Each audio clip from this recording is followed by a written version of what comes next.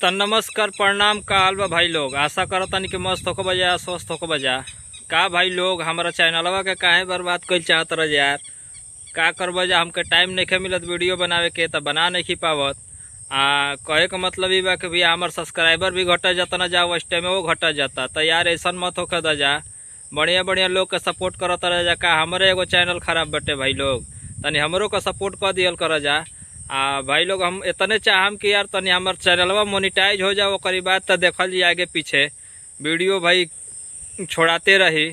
तो भैया एगो कॉमेडी एक जना बनैले बना इतना जबरदस्त बटे, इतना बढ़िया बा।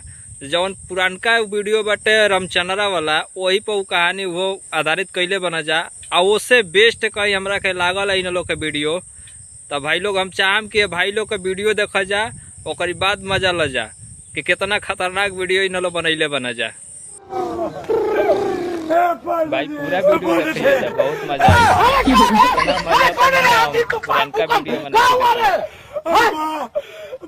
एकदम लाइक कर रामचंद्रा है देखे में लगातार बनरा रे। मैया बोला तोर मैया हमरा कहेला रे। बाबूजी के शराब करे खातिर हमारे बाबूजी दुनिया से चल गए।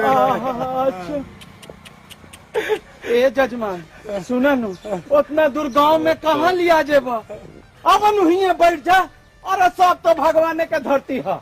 अहिए मंत्र पढ़ देबा थे आ तहर बाबूजी कहीं भी होइए स्वर्ग चाहे नरक में आत्मा के शांति भेटा जाए। जल्दी करिए। अब जजमान बैठ जा बैठ जा बैठ जा। तो सुनिए जजमान, जैसे जैसे हम मंत्र पढ़ेंगे आप विध करेंगे, वैसी वैसी आपको मंत्र पढ़ना है या विध करना है। जैसे जैसे आप बोलिएगा वैसे वैसे हमको बोलना। हाँ तो हाथ को ऐसे सरिया लीजिए जजमान, हाथ को ऐसे सरिया लीजिए। तो मैंने पुरानका वीडियो में नहीं देखले। हाँ मंत्र बोलिएगा जजमान। हाँ मंत्र बोलिएगा जजमान। कर जा चैनल को सब्सक्राइब मंत्र बोलिएगा जजमान। हाँ मंत्र बोलिएगा जजमान। बनल रहिए जा।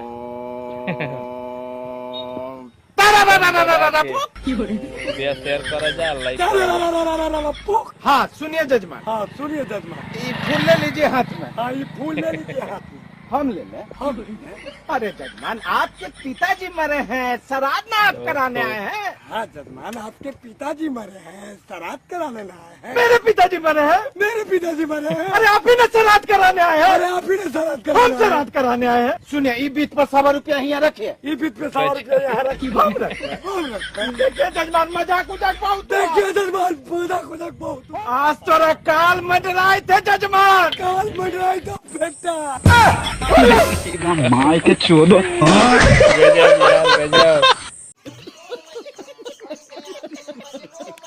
तो भाई लोग देखला जना वीडियो कैसन लागल। भाई लोग हमरा के तो इनकर वीडियो बहुत मस्त लागल, बहुत अच्छा लागल। वही से कहने के काहे ना एगो रिएक्शन वीडियो इन लोग पर बनावल जा। बहुत अच्छा कॉमेडी कर बना जा। हमरा के लागत है कि पुरानका जो रामचंद्रा वाला वीडियो बटे उससे कई गुना और लाख गुना अच्छा इन लोग के वीडियो मने बा भैया। तो भाई हम इतने चाहम कि यार हमरा चैनलवा पर सब्सक्राइबर घटा जाता रह जा, उस टाइमो घटा जाता। तो भैया तो से हाथ जोड़ के विनती बा, बहुत आग्रह बटे भाई लोग के छोटे छोटे क्रिएटर लोग के तो लोग सपोर्ट करत रह जा। कुलंड संड वो लोग वीडियो बनावत उन लोग को सपोर्ट करत रह जा, लेकिन जो अच्छा वीडियो तनी बनावत ओका केहू सपोर्ट नहीं करत। तो भाई लोग हम चाहम हाथ जोड़ के विनती बा कि तनी हमारा वीडियो के थोड़ा फुल वॉच टाइम द जा और सब्सक्राइब कर दियल कर जा, लाइक भी कर जा, ताकि हमरो तनी चैनलवा भाई लोग मोनिटाइज हो जाओ। बस इतने तो से रिक्वेस्ट बा और कुछ ना भैया।